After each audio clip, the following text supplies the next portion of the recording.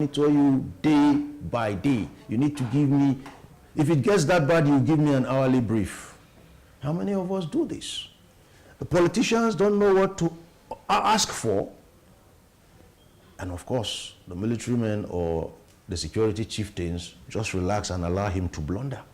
Because if they don't, they commit career suicide. So what I'm saying is results. Let him write his own scripts. Then let him mark his own scripts. So that nobody will say you are being unfair. And that's why our security chieftains also must seize the narrative where security is concerned. I didn't have the privilege to live long enough in service, but I promise you, you are looking at the kind of guy that will say, Your Excellency, when it comes to security, tell me what you want and sit down. Go and sleep. If I don't do it, take my head. That's all. You're telling me they are from Niger, they are from Chad, we are taking steps. When you hear security threats, a good 97% of them are life-threatening. I can start mentioning them for you. They are life-threatening. If you have traveled out of this country and spent more than a month outside, when you come back, you will wonder how Nigerians make it out of their homes and back every day alive. Because staying out there for a month upwards will make you more discerning to security threats when you come back home here. We're not discerning to security threats because some of us were born into insecurity. So it's the new normal. We shake hands with death every day. Accidents waiting to happen, our eyes don't see. Go out of this country, spend a month and come back. That's what miffs me a lot, because a lot of these politicians, you see, they spend the weekend abroad.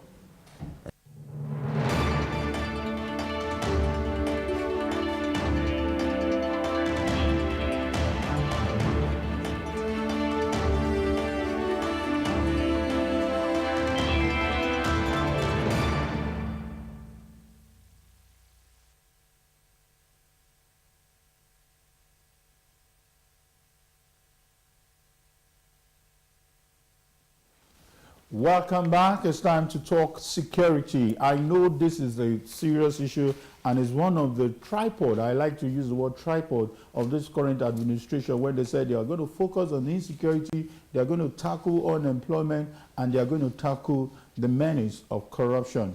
Now, it's about 3.5 years of this administration, and like everybody will agree, the muster is back. Our soldiers have been killed in huge numbers. While we're still debating the figure, we want to look at it to make sure that this issue is not swept under the carpet and right things are done by the right authorities. So we have joining us in our Abuja studio a security expert, of course, Kabiru Adamu, to tell us more and give us insight, because there's been a lot of layman's interpretation of what is happening. You're welcome. Yeah, later on we'll be joined by guests in our other studio. But let's start with you, Adamu. How will you describe what happened in Borno State when a lot of people actually have been believing the government that Boko Haram has been defeated or technically defeated, that a lot of local governments have been resettled? So were you surprised with that recent crisis that happened to our military troops? Unfortunately, no, I wasn't surprised. From late last year, say from around September last year, we started picking information that jihadists were coming into Nigeria, and mainly from places like Libya, Mali, and as far as Syria, mainly because of the U.S. Effort in those countries. And they couldn't stay there. They were looking for new havens, and so they were coming in. Now, at the same time, if you recall, the global brand, Islamic State, IS, rejected the leadership of the Shekau, who is the commander at that time of the Islamic State in West Africa province. And then their reasons was that his method was not in conformity with what they wanted to achieve. He was too brutal and all that.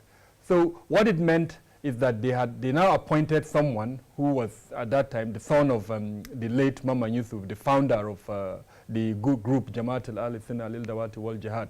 Now from that time till say around August this year, we knew that the flanks of this group, Islamic State in West Africa province, was growing. Unfortunately, we didn't see a commensurate action by the military to counter this recruitment drive by this group. No matter the achievements of your military, if you do not stop recruitment, then it's a futile war. So to answer your question, yes, there were successes by this government. When they came in, the three major means with which they were fighting the terrorism, or they were implementing the counter-terrorism approach, the military approach, diplomacy, and the countering violent extremism approach. They actually emphasized it, and in terms of the military approach, we saw them expanding the front under the Operation Lafia Theater Command. They had two divisions in Borno, the 7th Division and the 8th Division, and then they increased the number of course, troops that were on ground, so boots on ground. All this was good. Diplomacy, President Buhari went to Niger, went to Chad, and he engaged with our international partners, US, Germany, France. So very good actions. And then, of course, in countering violent extremism, you had the Office of the National Security Advisor launching an action plan here in Abuja, unfortunately. And, you know, so somewhere along the line, somebody dropped the ball. By that, I mean, instead of the momentum with which they approach these issues with, they dropped. So I can pick them one after the other. So for the military approach, you had a situation where the equipment that were bought were not maintaining them very well. For some reasons, you hear the soldiers telling you that their tanks cannot travel more than 25 kilometers. Their welfare, motivation. So many issues. Maybe in the course of discussion, we can expand them. But two major lapses in terms of the military approach. The strategic lapse, where you could not see an offensive mechanism. The approach was more defensive, so they wait for the bad guys to attack and then they defend themselves. Yes, you can argue that the Nigerian Air Force was carrying out offensive attacks, but not the den of the two major factions that are operating within that region. Now, in terms of the operational lapses, there are force multipliers that are to support the military operations on ground. And what are these force multipliers? You can have intelligence, you can have communications, and name them. They were missing. So you have troops on ground that didn't have these force multipliers to support them to carry out the operation. Now, that's for the military approach. For the diplomatic approach, for some odd reasons, Chad and Niger and even Cameroon pulled out or rather relaxed in the support they were giving the multinational joint task force.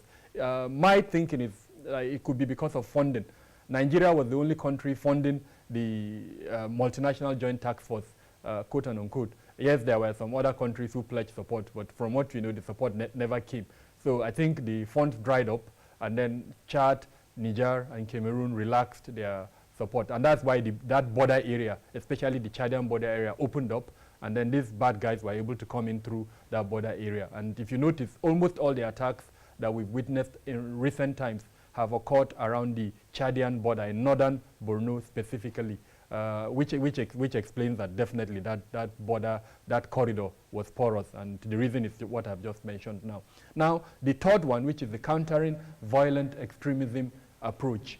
What happened there was that unfortunately the Office of the National Security Advisor launched the approach here in Abuja. They directed MDAs, ministries, departments, and agencies to set up offices where they will start implementing this countering violent extremism. All right, Kabiru. And the listener may ask, what is this countering violent extremism?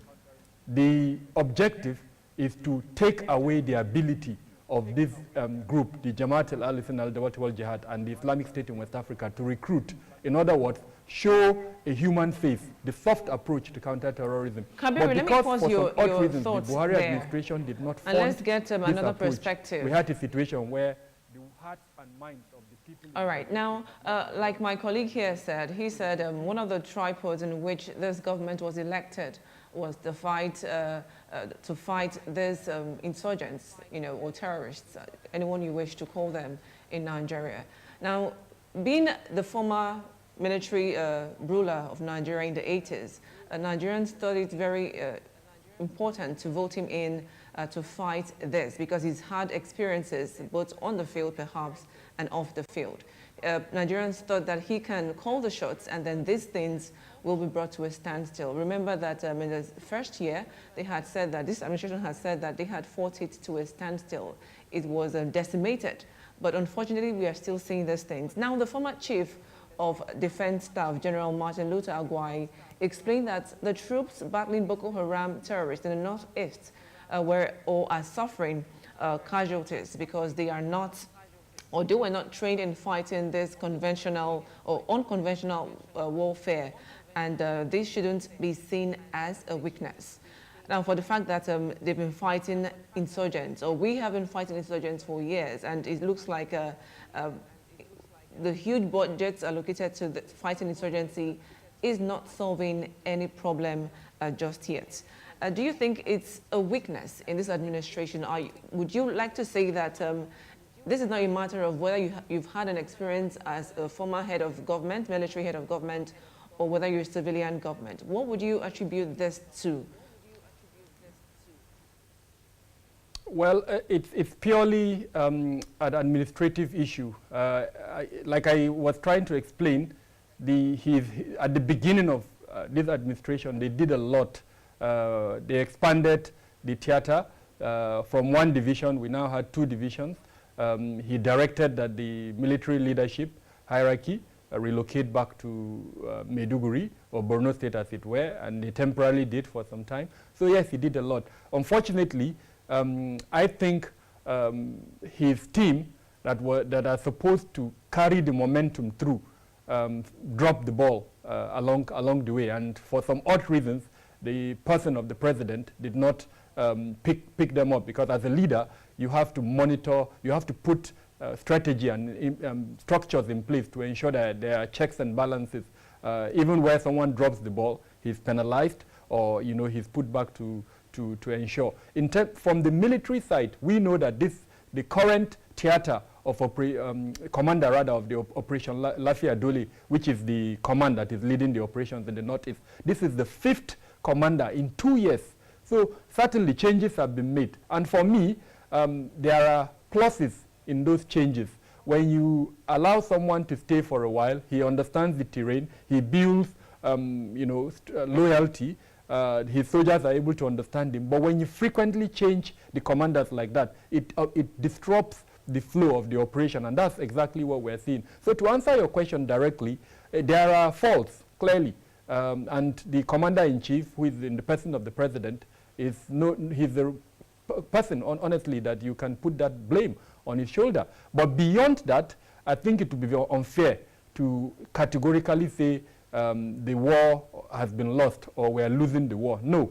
Borno State is made of about 27 local governments. None of those local governments is under the control of the insurgency, like what we saw in 2014. There are certain parts where you and I cannot go. We need military escort trust to go me, there. we'll come back to you to drop your thoughts on that question asked by my colleague. We want to just go on a commercial break. We'll be back soon.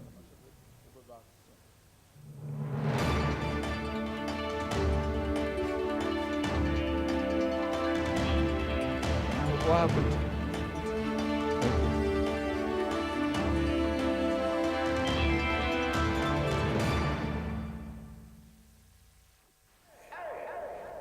To anyone who ever pushed me to go further.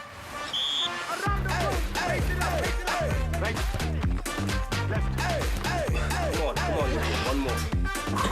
To anyone who ever gave me a hand up.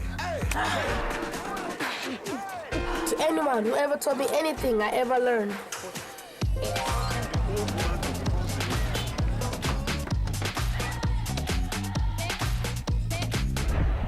To those who work together to set the bar higher.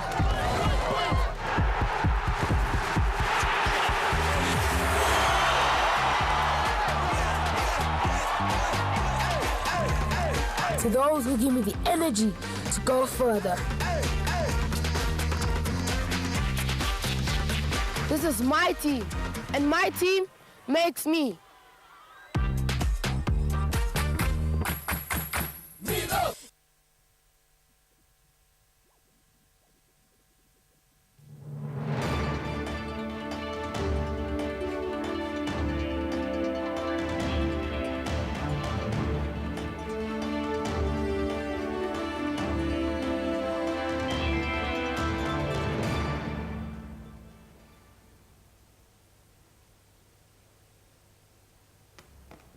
Welcome back. Before we hook up to Kabiru, please let's just look at this report, what some people said on the street. Then we'll come back to the expert to help us dissect the concerns of Nigerians. Please watch this report by Victor Mbadike. Nigerians were awoken with the shock of how rampaging insurgents overran a Nigerian Army Battalion 157 Task Force in Metele, Borno State last week, killing the unit's commander and dozens of Nigerian soldiers, a setback for government forces trying to push terrorists further out of Nigeria's northeastern region. For these respondents, this development is a dent on Nigeria's security network and intelligence community. If there was more information gathering, you wouldn't have entered them like that. I'm afraid of Nigeria as it is now. We don't have security. Killing is not benefiting anybody. Instead, it's tearing families apart and putting people in mourning. So I'm not really happy about it. What we are made to believe is that Boko Haram has been defeated. So I'm surprised this sort of thing is happening. Those in authority should make a way. But if you can increase the volume a bit. That this thing should not continue. A disappointed security expert who spoke with STV News says the hardline military approach to the insurgents is inadequate, while also calling for a change of guard of the military heads. Military service has to be rejigged. We have to look at our military again. You know, is it in terms of training? You know, they should be trained properly. Is it in terms of welfare? And then, of course, boost the morale of these people. Give them the equipment to fight. And then they will do what they have to do. Nigerian army or Nigerian military, so to say, is one of the best in Africa. Despite the efforts of the federal government to nip the rising wave of militancy in the board, the seemingly smooth ride of terrorists recently suggests that authorities must do more to find a lasting solution to the fight against insurgency to protect those meant to defend the nation's territorial integrity. Welcome back. That was a report filed by Victor Mbadike, our security correspondent. Back to you, Kabiru Adamu. You were just going to drop your thoughts before we went on that short break. Can we please allow you to drop your thoughts and probably react on that report that was just played now? Thank you. I was trying to explain the geographical, profile, composition of Borno State, and I was making the point that it would be unfair to say that we are losing the battle in Borno State. I made a comparison to 2014 when the Jamaat al-Ahlu al-Dawat wal-Jihad or Boko Haram was occupying territories. Several local governments were occupied by them. They were controlling them. They were collecting taxes. We are not in that situation right now. None of the local government is officially under the control of any of the factions.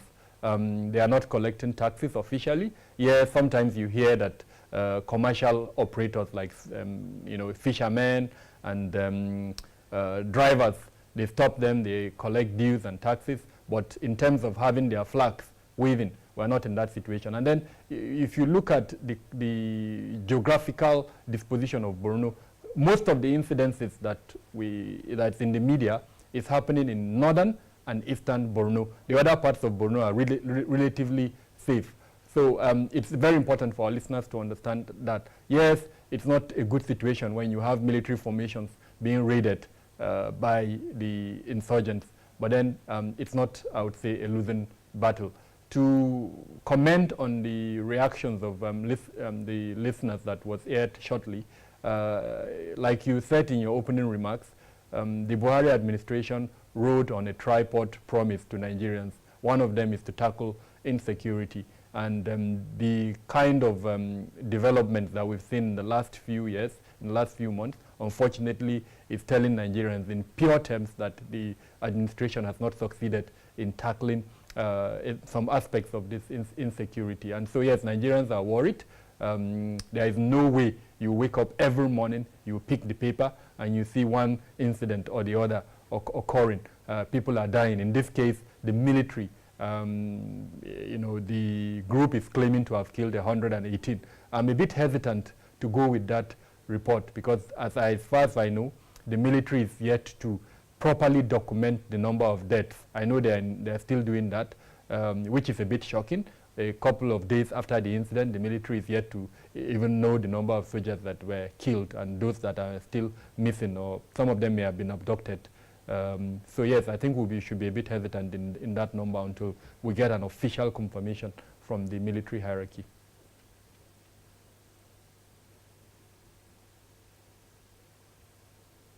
Thank you so much for your opening remarks. We'll come to you very shortly again because we have been joined by, in our Lagos studio, by retired Colonel Olamide Egbe, who would give us maybe a foresight, you know, on what is going on actually in within our military, especially for the fact that he is a retired colonel of the Nigerian military. You're welcome to the program, sir.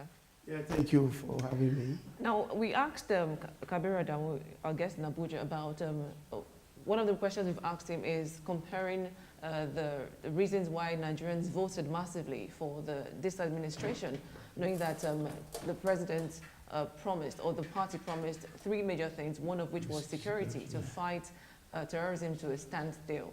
And one of the things that they accused the former administration of was not funding the military properly.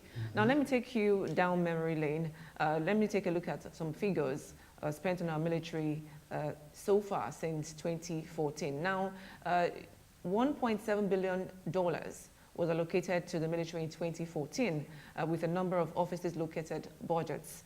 In relation to the Boko Haram conflict, of course, now the military also received the largest funds in the federal budget in 2014. Now, in October 2014, the National Assembly approved a request to borrow $1.8 billion US, which was allocated to, or which was an additional amount for the purchase of military equipment. Now, in 2015, about $1.8 billion was allocated to the military for the federal, in the federal budget. Now, there was also an interim report of the Presidential Investigations Committee on Arms Procurement under the former administration, which revealed an extra budgetary spending to the tune of 643.8 billion naira and an additional spending of about $2.1 billion. Now, this was just between 3 to 4 years. Now, what do you think could be the problem if all these monies have been, you know, pumped into fighting insurgency or the security of Nigeria, and we are still having these problems, knowing that from month in, month out, or year in, year out, the administration has said they had decimated Boko Haram, they had fought Boko Haram to a standstill. What really could be the problem? Well, thank you very much indeed. As always, I think this is a very good question, and I'm going to approach it this way. Dwight David Eisenhower was a 5-star general in the Second World War. He was an American general, but he was commanding the Allied Expeditionary Force. He later became the 34th President of the United States, and he made the following comments. One, that war is idiotic. You don't go to war. You don't recommend, advise, or precipitate war. It is about the most idiotic things that human beings are involved in. And he's a 5-star general. He's in war. He knows. Now listen. In battle, you hear each bullet 7.62 meters. Just this one, this rifle people fire. I don't know what the exact price is now. But let me just try to paint a picture. Gentlemen, you are going to move from point A to B. The first thing that happens is that the artillery begins to fire.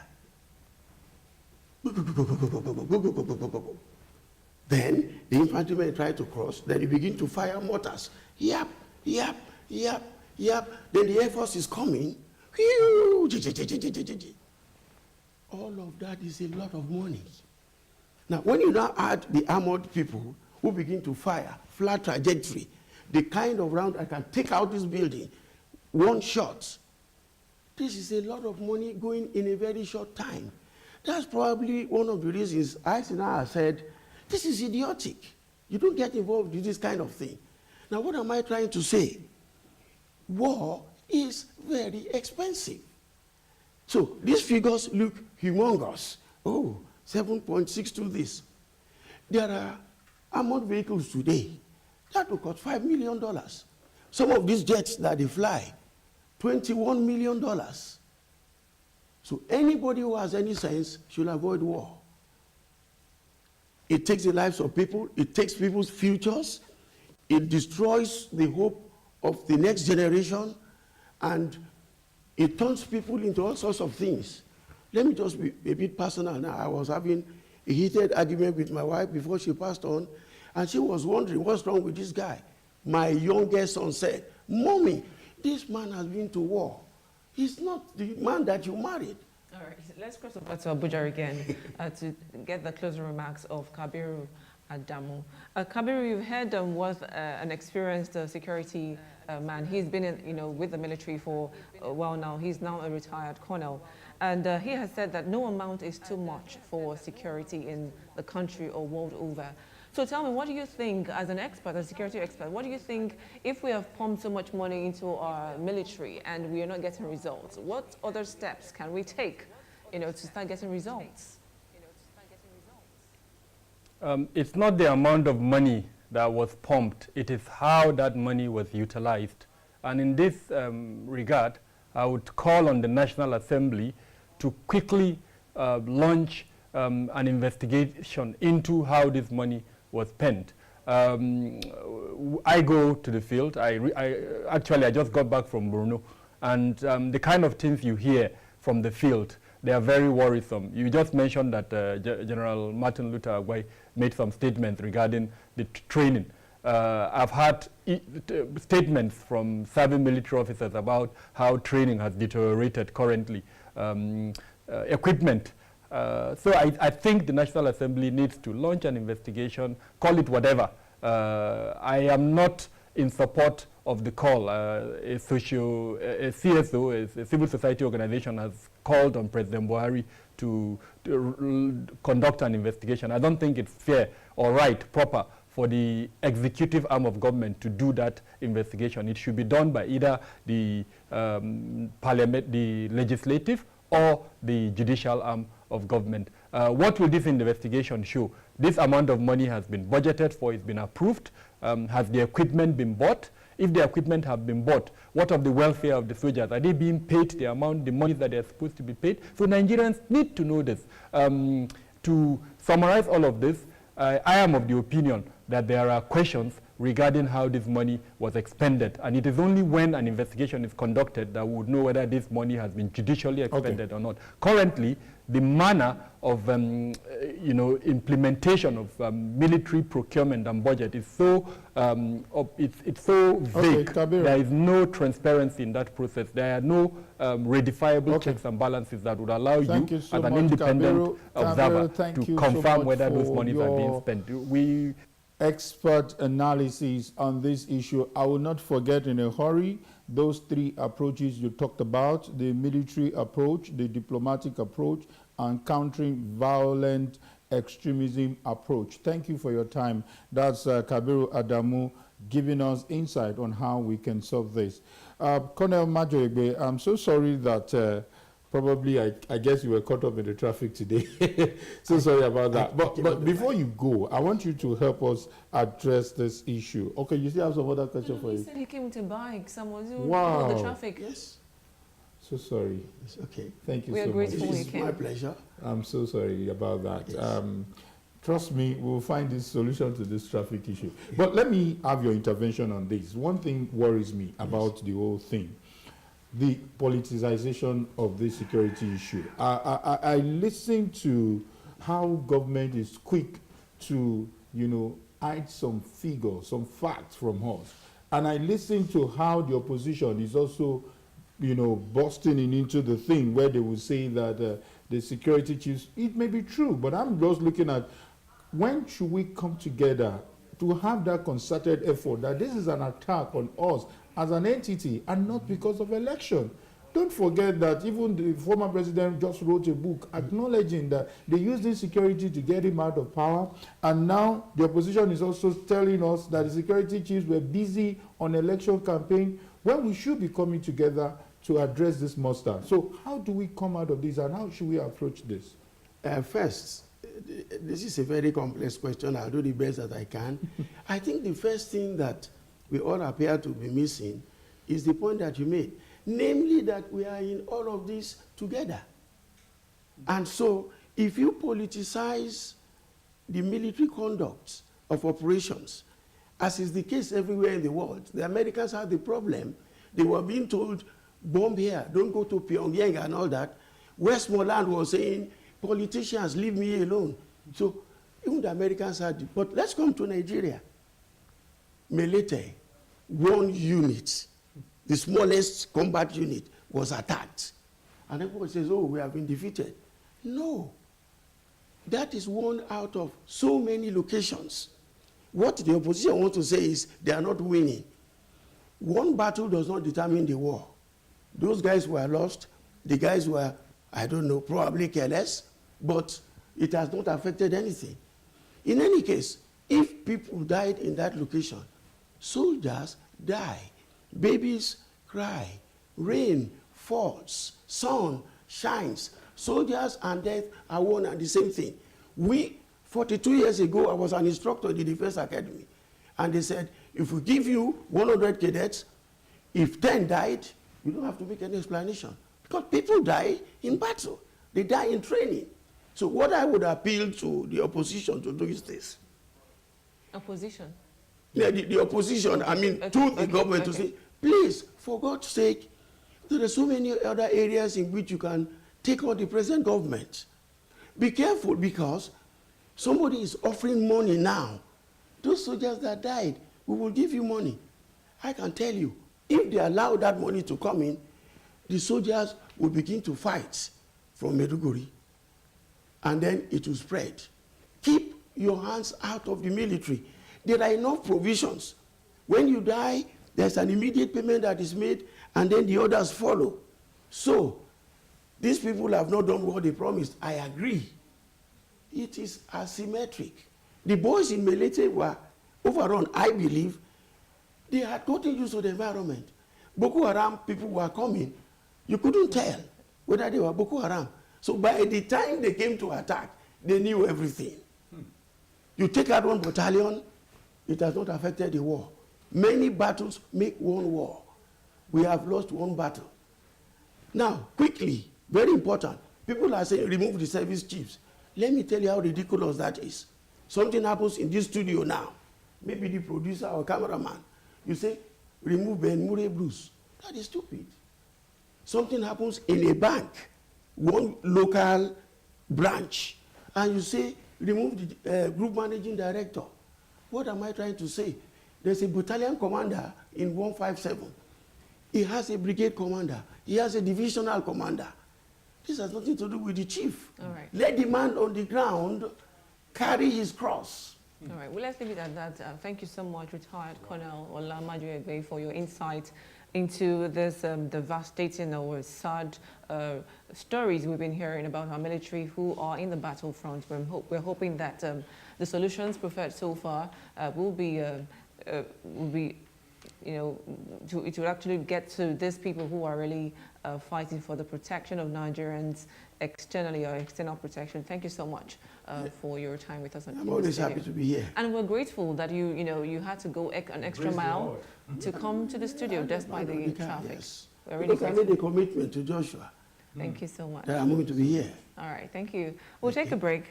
And when we return, we have more conversations with you. Please stay with us.